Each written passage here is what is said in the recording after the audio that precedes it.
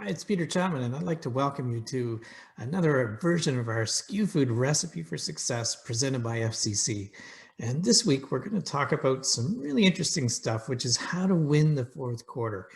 And it's such an important time in the food industry that those key selling weeks that come into the end of the year, sort of the beginning of November right through till the end of December, are really important periods of time.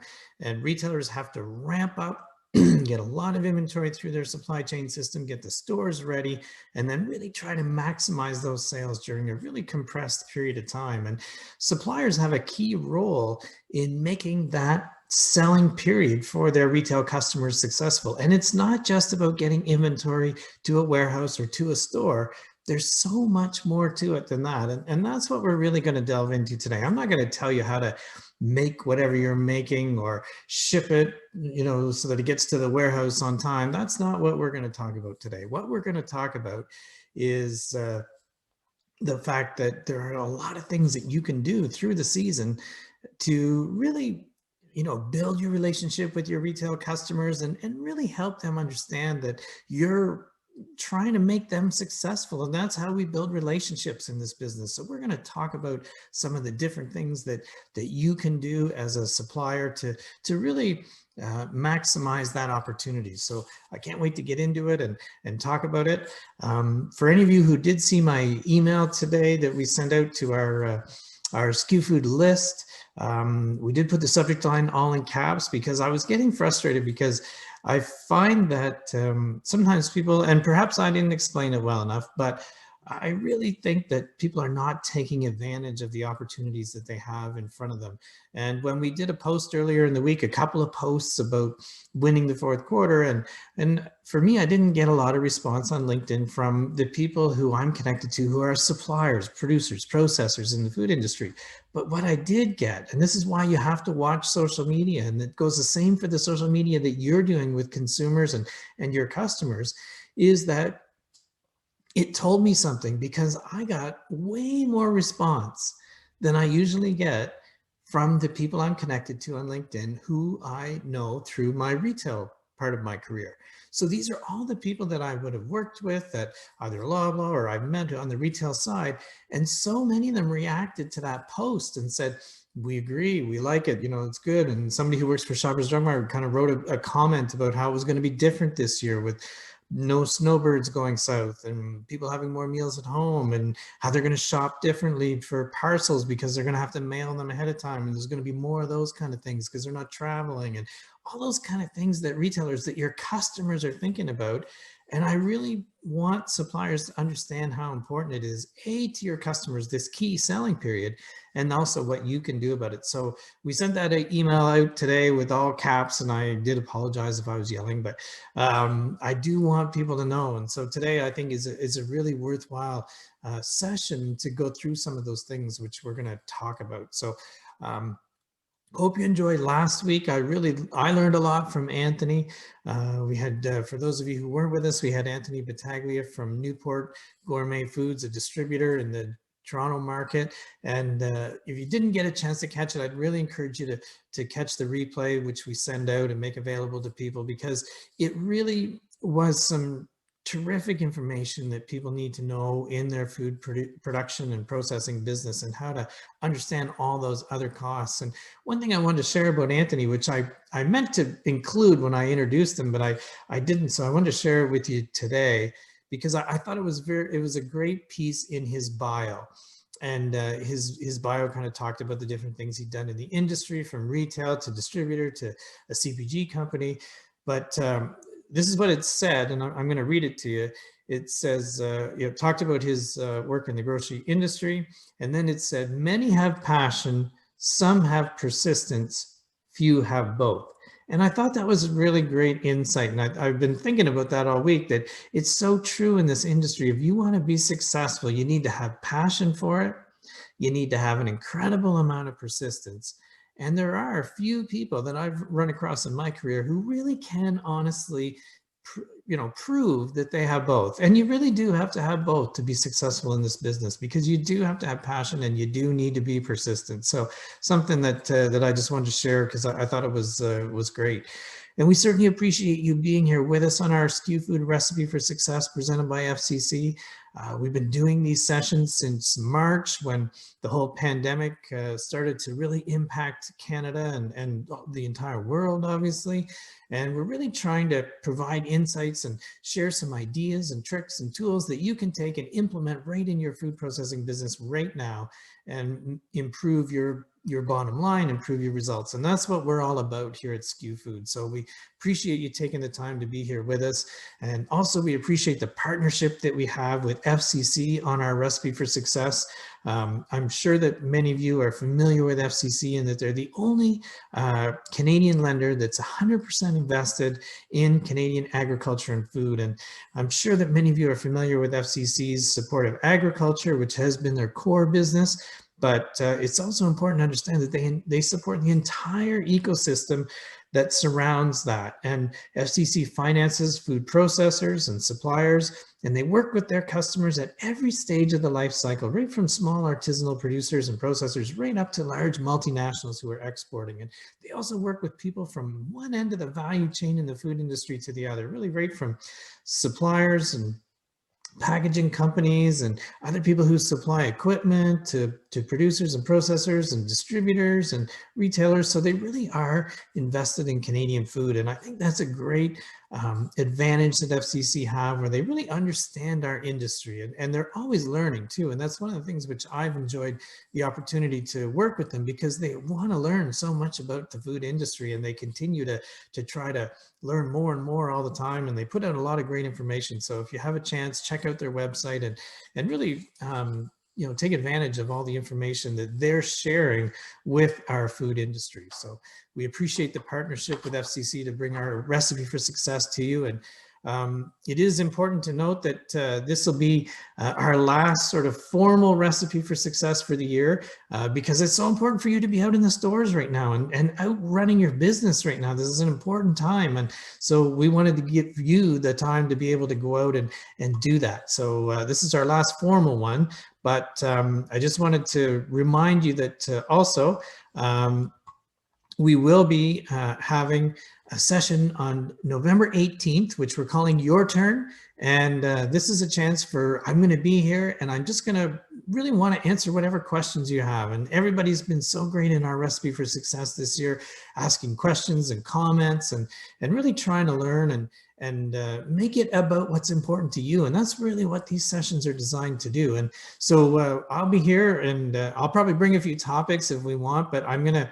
with our Zoom platform, we can give everybody who's on the session the ability to ask questions and talk. So when you log in, I'll just flip it over so you have the ability to ask some questions, and that's what we're going to make it all about. It's about answering the questions that are important to you. So in our 31 Recipe for Success, if we haven't covered something, then we really want to make sure that we will. So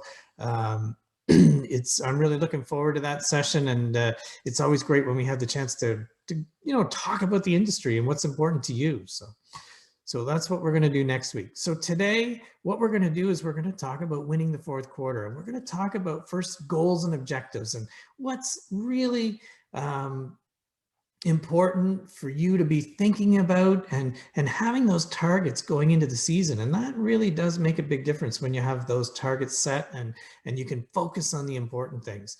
Then we're going to talk about communication and what you need to do in these 6 to 8 weeks, how to communicate, what you should be talking about. So we're going to do that. Then we're going to talk about execution. We're going to talk about execution in stores, and we're going to talk about execution on websites.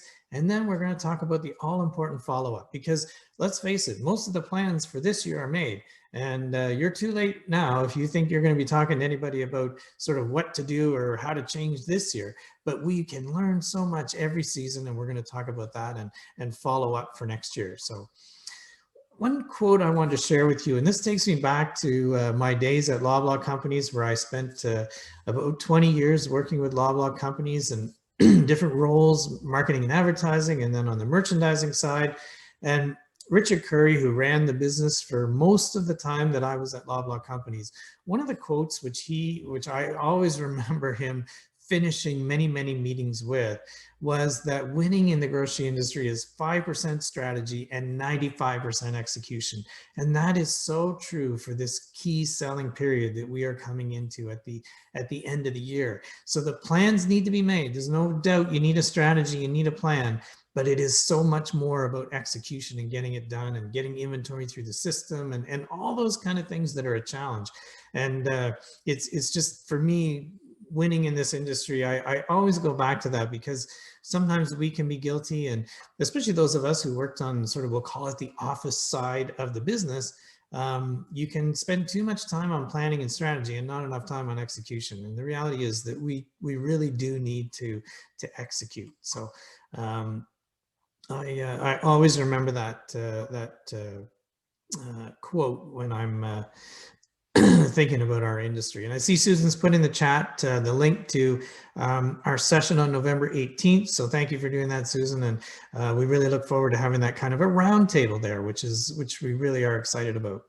So today, one of the things I want you to listen for, and feel free to put them in the chat if you hear it, is I've sort of sprinkled 10 gems throughout the content that I have for today. And I'm going to come back to them at the end if you missed them. I'm not going to call them out while I'm talking about it, but I'd like to, kind of invite you to just put them into the chat. If I say something that you go, oh, that was a good one, let's just put that in the chat for people to share. I'm going to come back to them at the end, but just something for you to try to kind of pick them out as we go. And perhaps you'll come up with some that I didn't have, but just wanted to give you that challenge as we go through our content today. So look for those 10 gems, things that maybe you wouldn't have heard from somebody else, or you wouldn't have heard somewhere else, and then you can take them and apply them right into your food business. So let's talk about goals and objectives, and that really, it's important that you really have some of that going into the season. And the first one has to be sales. I mean, one thing we talk about a lot in our recipes for success is what are the priorities of the retailers? And for sure, sales are a top topic, right?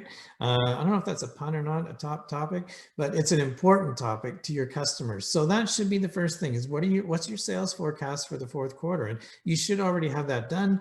And you should be thinking of it in terms of cases. You should be thinking of it in terms of dollars, because tonnage and dollars are two different things. And then also you should be thinking, what's that year-over-year increase? And that's one thing that's always really important to retailers, is what is the year-over-year, because that's how they judge themselves. You can look at absolute dollars and that kind of thing, and you take dollars to the bank, but you also need to be thinking, what is that did I improve? Did I not improve? And they really do spend a lot of time sort of trying to understand that within their business. So that year-over-year is important. And then another thing to think about is, what are new item sales? Because when we talk to retailers, one of the ways for you to grow your business is really to be able to talk about new item sales and how you grow the category. And that's what they want to hear about. They don't want to hear about just cannibalizing sales from another item, but they want to say, how do we grow the category together? So new item sales are one method of doing that. So you really do want to have that sales forecast as part of your goals and objectives for the year. And then, of course, service level. We've talked about the importance of service level and how that really has ramped up its focus with retailers this year, especially where inventory has been challenged. So what I'm suggesting is you need to have a service level target during this period of time with each one of your customers. So you really want to say, okay, what's important to each one? What's the target? What's their expectation? What's our expectation? What's reality? And have those targets with your customers. And the other thing another goal objective that you should have during this period is, how do you build relationships with consumers? Because consumers are behaving differently right now. In this key selling period, they will buy products that they don't normally buy.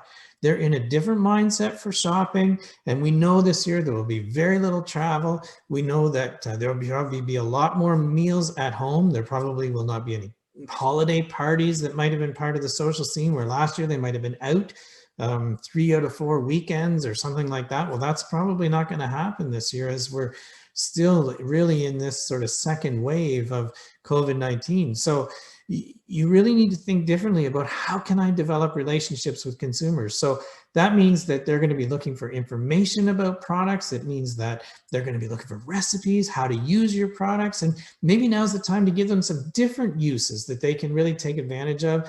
And we know that they're on social media more. So communicate with them, have all your posts planned out. Everything should be planned out so that you can really maximize the opportunity. And then the fourth sort of section of goals and objectives for me is, what are you trying to accomplish with your customers during this key selling period? And we know that they're focused on sales. We know that they're focused on execution in the stores, but you can be doing some things, which we're going to talk about today, that will really help you with those key relationships with your customers. So you need to have some goals and objectives around that. So things like communication. Have you planned out when do you want to communicate with your customers over the next 6 to 8 weeks? And it can't be all the time. You have to respect that they're busy. But on the other hand, you should be thinking right now, when is the key time for me to communicate? Either send an email, make a phone call, whatever it is, so that you do it when you should do it, not when you're reacting or anything. It should be planned, and it should be something that you are looking for. What are the opportunities that you can develop with your customer over this period of time? What are the things that you can find to bring value to the table that are really important to them, which in turn will build that relationship that you have. And another thing, which I think, if I go back to one of our earlier recipes for success, is that this is an opportune time to post about your business on LinkedIn so that your customers, I'm going to switch over here because the sun was right in my eye. Excuse me for that, but I'm looking at it. So this is an opportune time for you to post about your business, post about your employees and your business, celebrate some of the things that are happening. Look, we did extra production runs to meet the needs of our customers during this challenging time. Post about that on LinkedIn so that your customers will see it and that they will learn about you. And you're not going to send an email every time that you work hard to fill orders. But if you post on LinkedIn and say, here's our team, here's our production team who worked overtime or came in on a day off or whatever it is to produce our food and get it out so that people can enjoy it with their family over the holiday season, well, your customers might see that on LinkedIn and go, wow, they're really doing a lot for us. So there's different ways to communicate. So have those goals and objectives set up ahead of time so that you can build those valuable customer relationships, not just consumer relationships, but customer relationships as well. So the second part, so we talked first about goals and objectives. The second thing that you really need to be thinking about now is communicating with your customers. And what are the things that you need to be communicating to them about? And I would suggest that you need to kind of think about it right now. If you haven't done this, you should do it, which says, okay, what are we going to accomplish over the next 8 weeks? So here's our sales targets. Here's our service level targets. Here's the time when we're going to have our shipments going into your warehouse.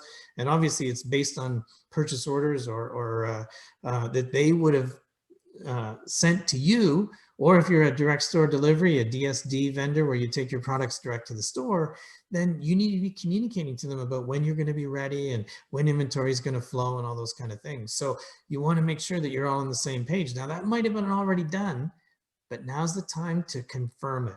It never hurts to go back to these people because they're busy. They're managing thousands of SKUs and just say, hey, just want to let you know, we're focused on sales over the next 8 weeks. We've delivered our inventory already to get it into your stores for that key holiday selling period. As we agreed when we built our plan in July, we're hoping to move 10,000 cases. Our service level has been 97% to you so far. Then also that we had scheduled the deliveries into the warehouses on these days, and here's what we have done, that kind of thing. You also want to ask about sell-through. Sell-through will tell you a lot, because one thing you have to remember is that if you don't sell through on time in a key holiday selling period, you're going to sell for less, and nobody wants to do that. So, you really want to have those communications, and sometimes retailers will share, sometimes they won't. I understand that. They don't always want to share everything with you. Sometimes they want to charge you for the data, and that's frustrating. But if you have a good relationship and you say, you're communicating with them and you just, how's the sell through going? Are we at our targets or not? And that kind of thing. And sometimes they'll tell you, and that helps. And it really can give you the sense of whether you have that good, solid relationship with your customer. And then other information that you might want to communicate to them. And we'll talk a little bit about some of the things about execution, but other information that you might have seen that say, hey, maybe you want to put this in your file for next year. We can't change this year, but I saw this somewhere else next year, that kind of thing. So all those things are good opportunities for you to communicate. And it's so important to remember, and this is something that one of the vice presidents of operations at Loblaw used to say. He was from Ontario, and he grew up on sort of through one of the Italian specialty stores, and then spent many years at Loblaw. And Dan Fallon was his name, and he always used to say, retail is detail. And you know, that's so true. I remember working, and I was quite young when I first started working with him, and I'm going, yeah, whatever. And he'd go, no, Peter, retail is detail. We need to have all of it, you know, done right down to the final details. And that's important. And he was right. So think about that when you're communicating with your customers. And again, they're managing thousands of SKUs. So it never hurts to just say, here, hey, we did this. And we've talked before about the fact that sometimes they focus on problems. You know, if service level with vendor X is only 75%, well, that's where they're going to spend their time. They're going to be on that vendor. They're going to be trying to figure out what's going to happen. If they're not going to get product, are we going to get it from somewhere else? What are we going to do? But when you are executing and doing things right, they don't always notice. So it never hurts to communicate and you know, just share what's going on. And that's not bragging, not at all. It is just really doing a good job of communicating and keeping them in the loop of what is, you know, important and what's going on out there. So always want to encourage you to do that. And the next thing we're going to talk about is execution. And that's really now that displays are getting built and you can get into the stores and see what's going on, you really need to know, like, what's going on with this execution. So one thing we've done for you, and as I said, I'm always at SKUFood, we're looking to try to provide information to you that can help you in your business. So we've designed a template for you.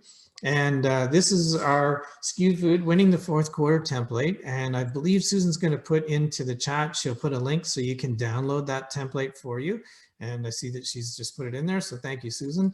And so you can download this PDF and just use it. And so what we've done is we've just taken the things that we're going to cover today. We've talked about those goals and objectives and given you some space to fill some of them in, the communication with your customers.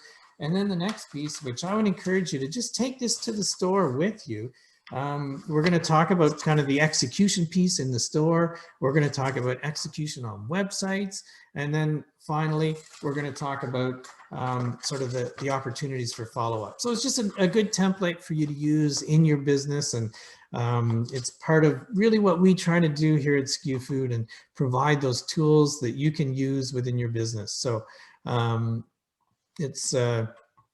think it's a great piece that you can just quickly, shove in your book and go out and use when you're in the stores. So let me share my screen again, and we will continue along and keep talking about content, and that's what's so important. So when you're in the stores, and you really, well, I'm not going to beg you. I remember I spoke one time at a dairy conference in, I believe it was in Guelph, Ontario, back when we could travel and I could take my shopping cart with me and travel. But I remember it was a group of dairy processors, and I said to them, I'm begging you to go to the stores. And I was sort of down on my knees, begging them to go to the stores. I said to them, when was the last time a retailer was begging you to do anything, right?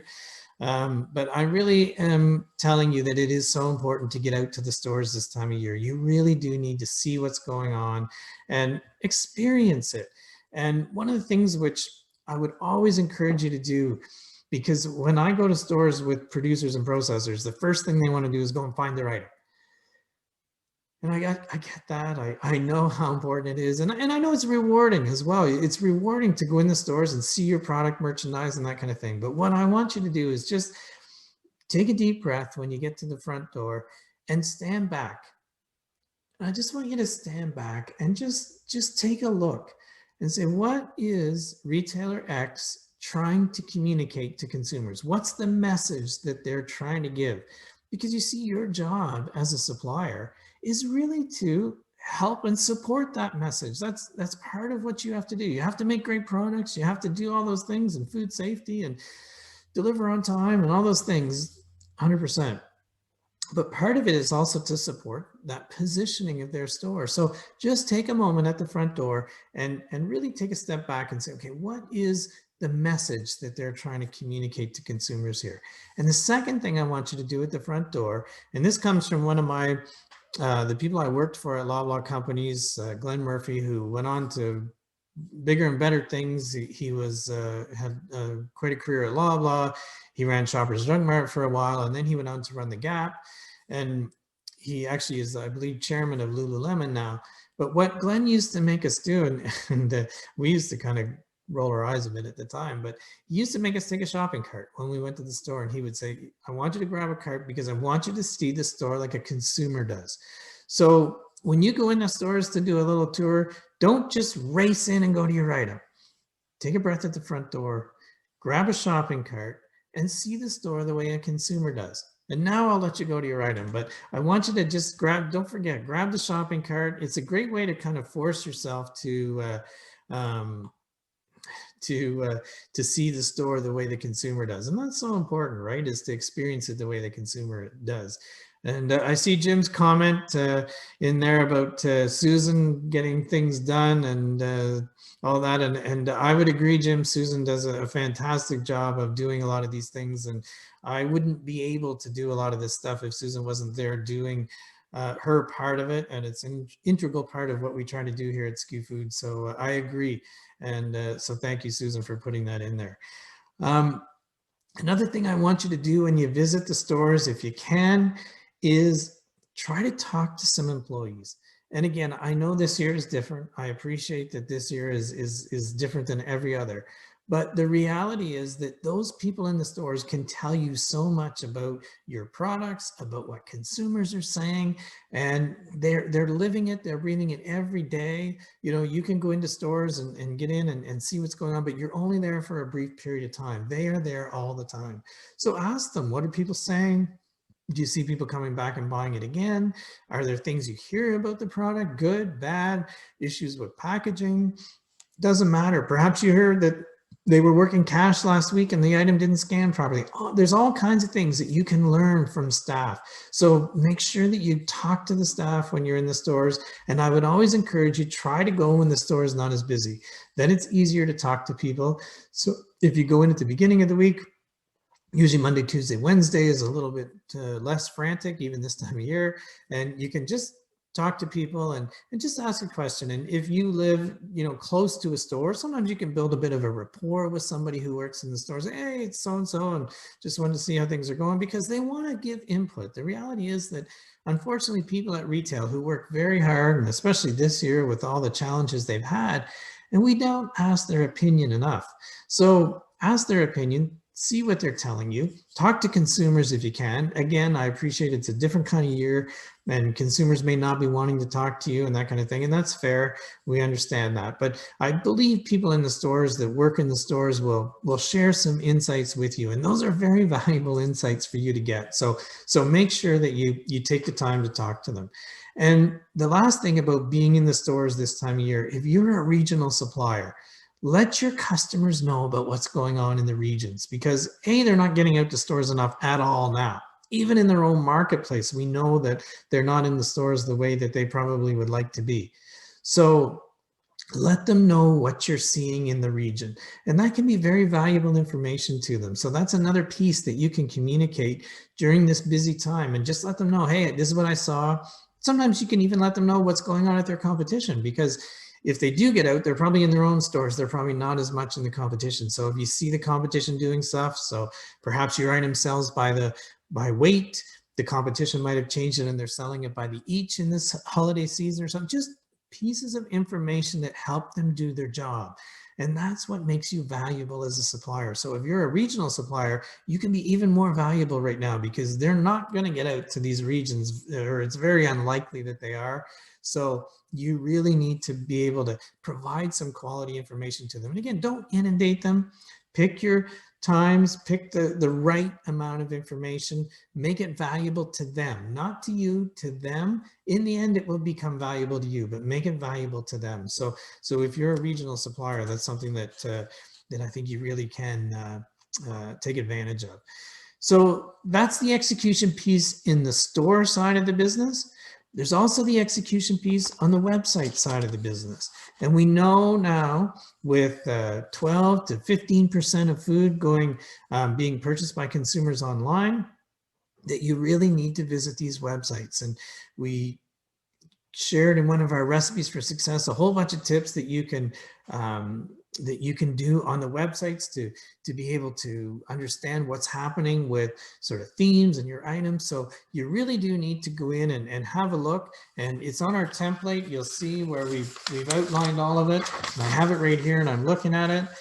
So we say to you, go in and find your items. Are they there? Because this time of year, there's a lot of things happening on those websites. So sometimes the flag gets flipped off, and that's how they control a lot of the things. It's a flag that's attached to your listing, and you need to go through and just make sure. So I would always encourage you to go through and check and make sure that your items are there, that the photo is correct, the retail is correct. And then I would always look in some of the O&A spots, because there's more and more of those sort of theme locations coming up on those websites. And we know that's where consumers might shop. Like it might say holiday dinner, and consumers go, oh, perfect. They're going to give me all the things for my holiday dinner in one spot. Oh, thankful for that. So now I'm going to go through and check off, okay, here's a turkey, here's a sweet potatoes, here's cranberry sauce. And if you're something that should be included there, then you should check and see if you are. And if you're not, then you want to find the right person at the retailer, not your category manager, but the right person at the retailer to say, oh, can you put that flag on so that we would be included in that holiday dinner theme? Because we know that you'll get a lot more sales from our item if you turn that flag on. And then we're starting to see on the retailers' websites where, say you provide them a recipe, say that your item is perfect for a holiday recipe that's so tasty, and you need to make sure that the links all work. And so perhaps they have a message about the recipe and there's a link to the recipe. Perhaps it goes back to your social media, which would be awesome if they were willing to do that. Depends. Maybe a specialty retailer would. The big ones probably not. They don't want to let people leave their site.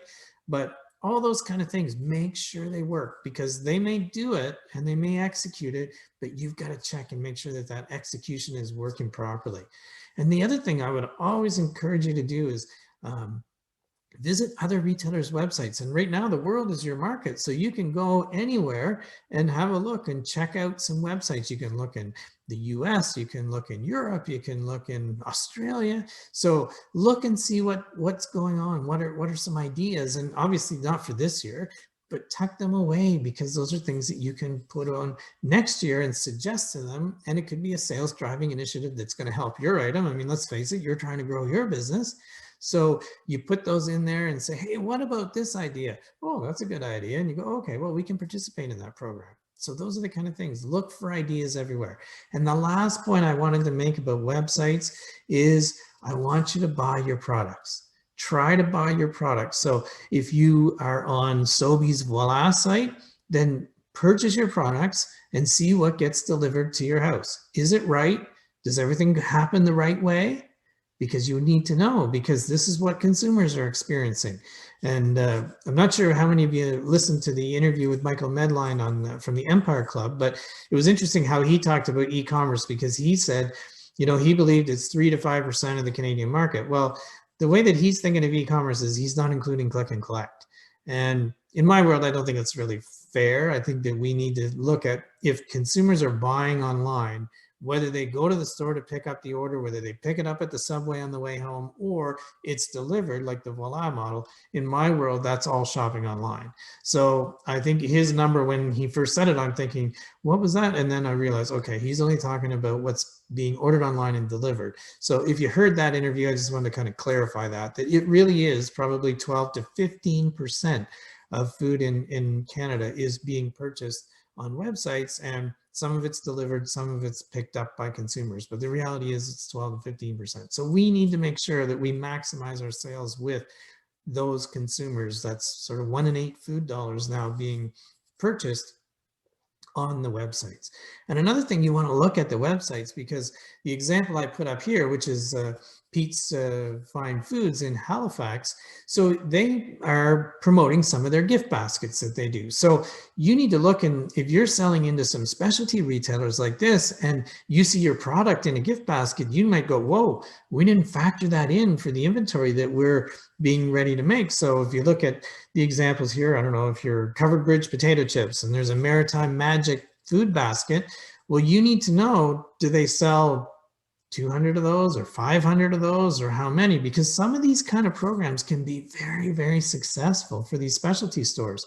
So if your products are included in some of these kind of things, you might need to ramp it up and react to that, because you might not have communicated that ahead of time in the season. And sometimes, I would even admit to it myself, I might have been guilty of thinking suppliers can just get stuff when I need it. So if you are in some of these programs, then you just need to make sure that you factor that in from an inventory perspective. So make sure you spend the time, you visit the websites, and just make sure, A, that the execution is right, see if there's any extra sales opportunities for you, and then also learn for next year. So lots of great things that you can be doing online. You don't even have to leave your desk, or you can even sit on your couch and do that kind of work. So make sure you take advantage of the website piece. And the last of our sort of winning the fourth quarter is this follow-up piece. And it's really important that you follow up during the season.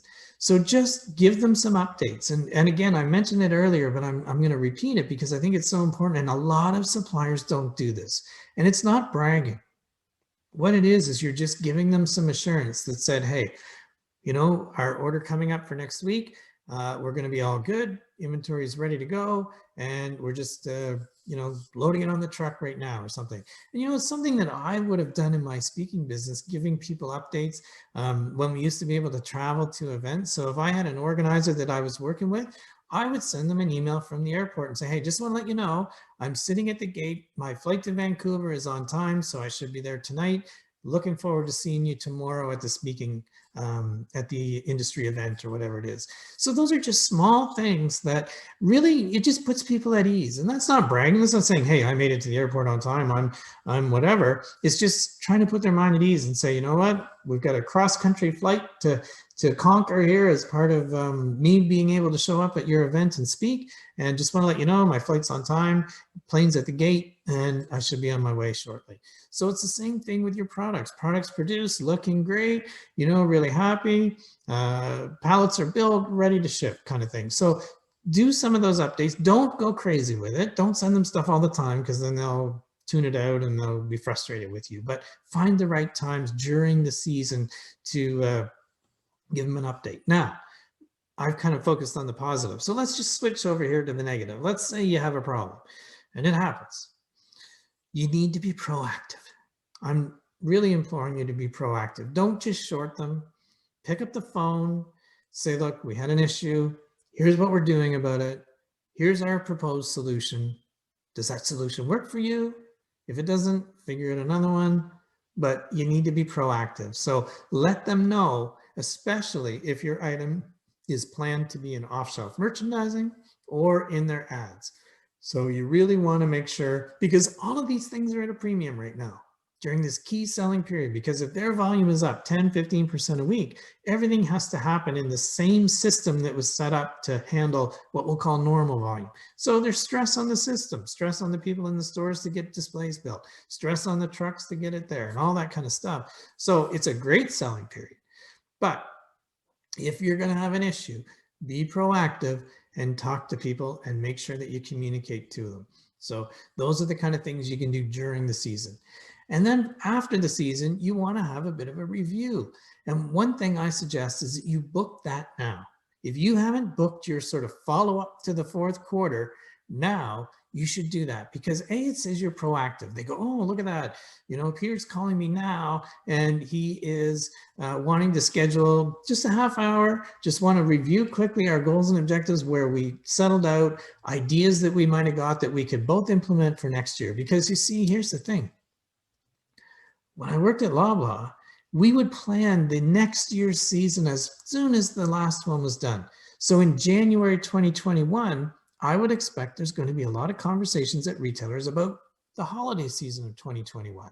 So we just came through the season. What did we learn? What was good? What was bad? What were the opportunities? What should we have done differently?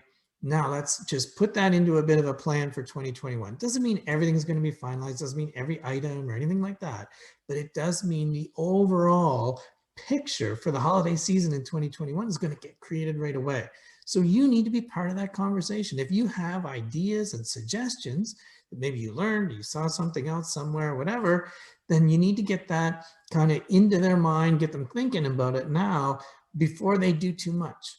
So plan your review now. So pick up the, send an email, ask them, look, can we just get a half hour? We'll do it online. We'll do it on Zoom or Microsoft Teams or whatever you're using. And we just do a quick review of the fourth quarter, what worked, what didn't work, opportunities for next year. And again, it's all about building that relationship. That's how you build the relationship, because they go, oh, look, that vendor is interested in our success. And it's not just shipping products and going, okay, my job is done. When my production is on time, I'm finished. I'm going to sit back and that's it. So really encourage you to set a quick meeting with them, see if they'll entertain that. And if they don't, sometimes they won't, because they tell you, oh, I'm really busy. I don't have time for that, blah, blah, blah. Okay. Then you put it into a format that says, here's what our goals and objectives ahead of time. Here's what happened. Here's the reality. Here's some opportunities for next year. Then maybe next time they'll go, oh, I should meet with that supplier because they had some good ideas and that kind of thing. So it's about that. This is a journey. This is not a one sort of thing and walk away from it and go, okay, I'm done. I've nailed it and I've got a great relationship with that retailer. I can sort of stop working on it. You have to work on it all the time. So here's my gems. And hopefully you found some of these as we were going through, but here are the 10 things that I was sort of trying to sprinkle into our recipe for success this week. So the first one was about year-over-year increases. Retailers love to talk about that. That's about growing the category. So think about that. What is the year-over-year increase on your items? And also, we talked about sharing on LinkedIn, and that was Brent from Balance Creative, and he talked about sharing posts on your business that are targeted really at your customers on LinkedIn. And I don't know, I've mentioned that a few times on our recipe for success because I think it's such a great idea, and now is a perfect time of year to be doing that. So I would encourage you to do that. The third thing was just about timing of shipments. And whether there's all kinds of things that can impact timing of shipments in the fourth quarter. So really, you just want to give them updates. And again, it's just saying, hey, just want to let you know things are rolling on time. And I go back to my example about, that I would do that for my speaking clients and just let them know that I'm on my way or I've landed or whatever it is. But it just gives them a little bit of peace of mind to say, okay, I don't have to worry about that. So timing of shipments is really important. And you see what happens is they build these programs. So what happens is they expect if your product's going to come into the warehouse on November 5th, that it's going to be in the warehouse for one day. They're going to build the orders for off-shelf merchandising to go out on Friday to be built over the weekend. And it's all sequenced in their system. So that's why timing is so important and why you want to be able to give them an update and say, hey, we're on time and we're good to go. So just give them those updates. The fourth gem that we had sprinkled in there was talking about stopping at the front door. And I love going to stores with processors because it's just like, we got to see what's going on with our item. What did they do with our item? Is it here? Is it where? That kind of thing. And I love the passion, but I just want you to stop at the front door and just look and say, what are they trying to do here? And then that other point about grabbing a shopping cart so that it slows you down in the store too. And I want you to see the store like a consumer. So really encourage you to do that. Talking to the staff early in the week, that's when they have the most time to talk to you probably and share some insights with you. So make sure that you do try to do that. If you're a regional supplier, now is a perfect time to just share some insights with your customers about what's going on in the marketplace. So let them know, and we know they're not out in the region, so see it. And then buy your products on the website. I don't believe enough people do this. So buy your product, see what you get. And if you don't get what you should be getting, then you got to follow up and try to figure out what happened. Was it the part-time person in the store who didn't pick the right order? Was the way that it came through their e-commerce system, it didn't come through right with the right thing on their system to pick the order? There's all kinds of things that can happen. So you really want to buy the item and make sure that it flows through the system properly. And if not, then try to find a solution that can work for both of you. Check out other retailers' websites. This is such an opportunity to look for great ideas. And I'll tell you, when I worked for Loblaw, oftentimes we would drive down to Buffalo, New York, and hopefully some of you have had the opportunity to get into a Wegmans store in Buffalo, New York. They're spread across sort of the northeastern US now, but great, phenomenal stores. And we would go down and have a look and say, oh, wow, this is what they're doing in Delhi, and this is what how they're merchandising cheese, and this is some of the items that they're getting, that kind of thing. So it's no different. You can go on Wegmans' website now and look and say, what are they doing for the holidays? And oh, look, they've got some fantastic supplier profiles. Maybe that's something that your customers might want to participate in. Who knows? But you know, check out those other retailers' websites. And then the last point is make sure right now that you've scheduled that time for the review in the new year. And again, it doesn't need to be long.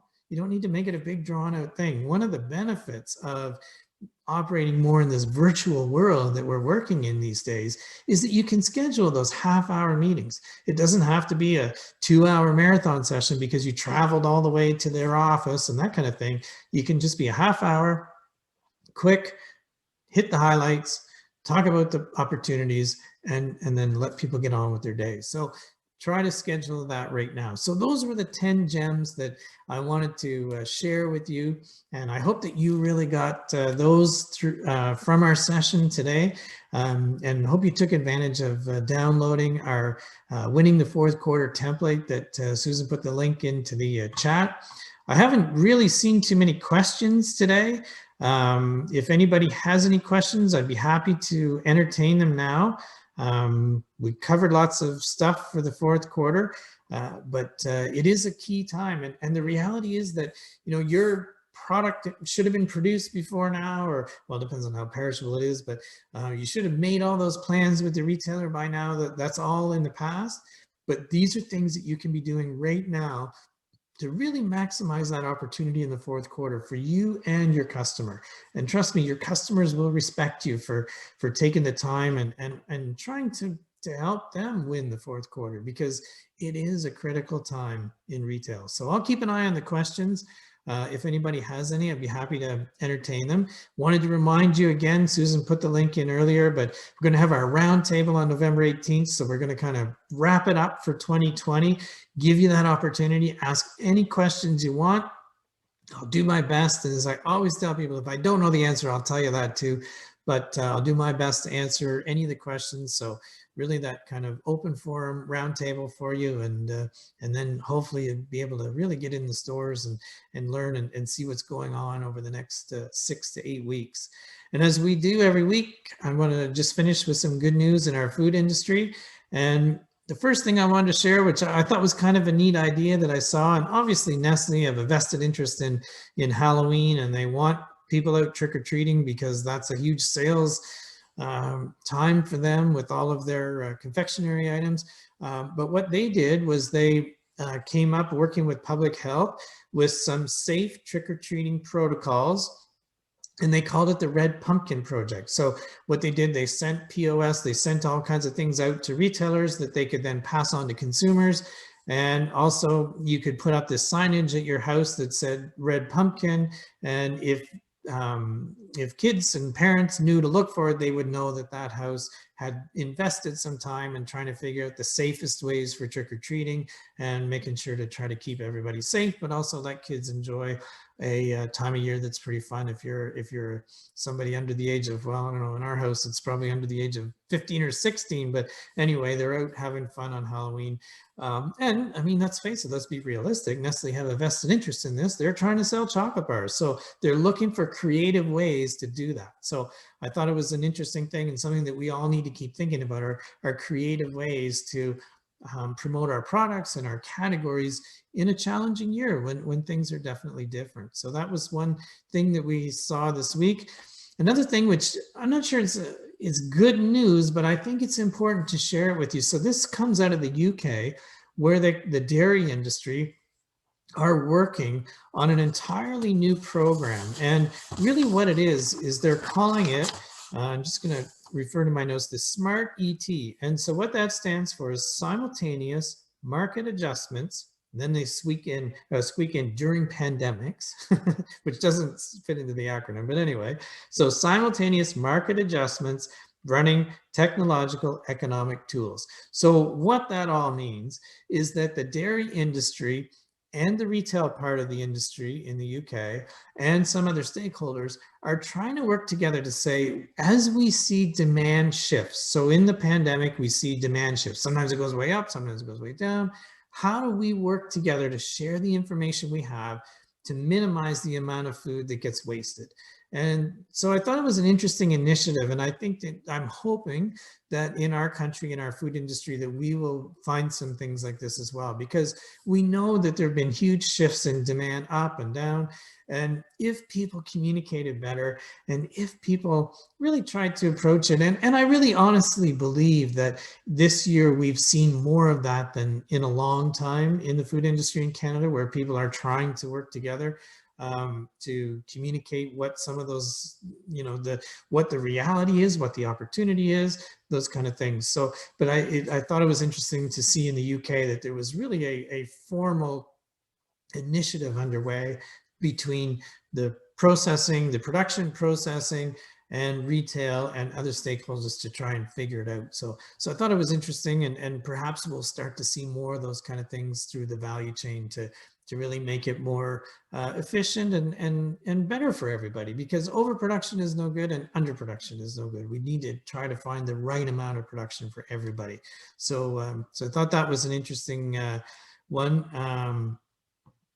So I see somebody, Sarah asked if I can email the details on the Dairy Farmers Initiative. So sure, Sarah, I can definitely send that to you. We'd be happy to find that information and share it with you. And our last good news, which again, I'm not sure it's good news in the sense of the word, but it's an example of how our market is shifting during this year of 2020. So here's an ad that Burger King took out that says order from McDonald's. So think about that. These are two heavyweights in the food industry that usually slug it out about, go here for a Big Mac, go here for a Whopper, or whatever it is.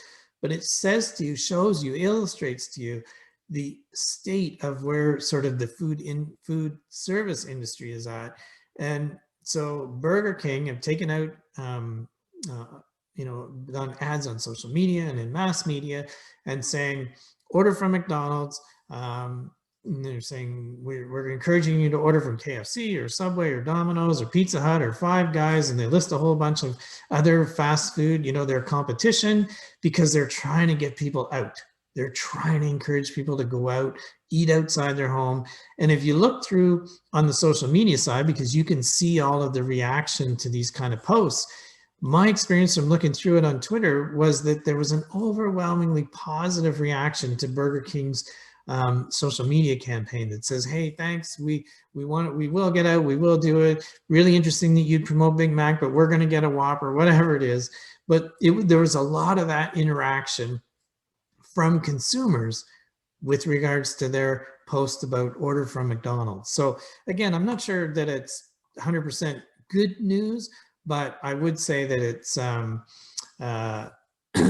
it's what's going on in our industry, and shows you just what a shift that we've seen and we're experiencing. We're living in it right now. It's not in the past. We're living in it right now, because this was just this week from Burger King. So, and I see somebody else, Matthew, was looking for the dairy program. So I will dig out that information and share it so you can have a look and see what the industry in the UK are working on. So be happy to do that. So I'm just going to check and see if we have any more questions for today. I hope everybody's getting ready for questions next week.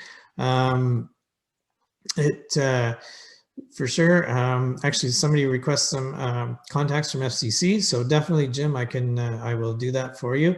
They definitely will be able to introduce you, link you up with some of the folks from FCC. So that's great that you're interested in being able to connect with them. So that's super.